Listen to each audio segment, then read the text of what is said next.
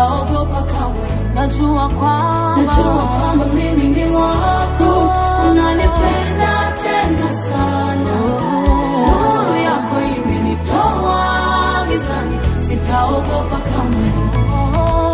Nitawale sasa na hata milele Bwana. Overpower all of me, the way you truly desire.